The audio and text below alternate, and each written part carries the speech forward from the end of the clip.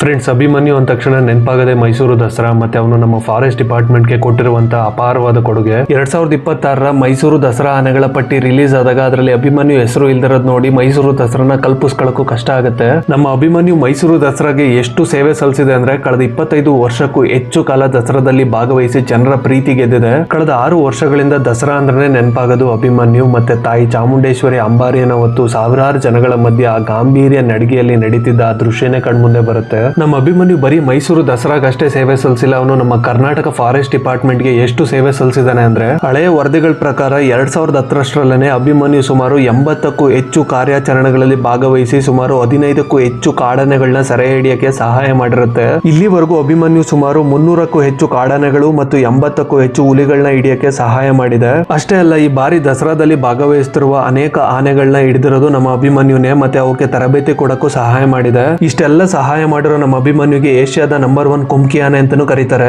ಈಗ ಅಭಿಮನ್ಯುಗೆ 60 ವರ್ಷ ಆಗಿರೋದ್ರಿಂದ ಅವನ್ನ ದಸರಾಯಿಂದ ಮತ್ತೆ ಕಠಿಣ ಜವಾಬ್ದಾರಿಗಳಿಂದ ದೂರ ಇಡ್ತಿದ್ದಾರೆ. ಆದ್ರೆ ಇಷ್ಟು ವರ್ಷ ಕರ್ನಾಟಕಕ್ಕೆ ಮತ್ತೆ ಮೈಸೂರು ದಸರಾಗೆ ಇಷ್ಟು ಸೇವೆ ಮಾಡಿರೋ ನಮ್ಮ ಅಭಿಮನ್ಯುನ ಕನಿಷ್ಠ ಈ ಬಾರಿ ಆದ್ರೂ ನಿಶಾನೆಯಾಗಿ ಕರೆಸಿ ಲಕ್ಷಾಂತರ ಜನಗಳ ಮುಂದೆ ಅವನಿಗೆ ಒಂದು ಗೌರವ ವಿದಾಯ ಕೊಡ್ಬೋದಿತ್ತಲ್ವಾ. ನಂತರನೇ ನಿಮ್ಗೂ ಅಭಿಮನ್ಯುನ ಈ ಬಾರಿ ದಸರಾದಲ್ಲಿ ನೋಡ್ಬೇಕು ಅಂತ ಅನ್ಸಿದ್ರೆ ಈ ವಿಡಿಯೋನ ಆದಷ್ಟು ಶೇರ್ ಮಾಡಿ ಎಲ್ಲಾ ಜನರಿಗೂ ತಲುಪೋ ತರ ಮಾಡೋಣ. Thank you friends.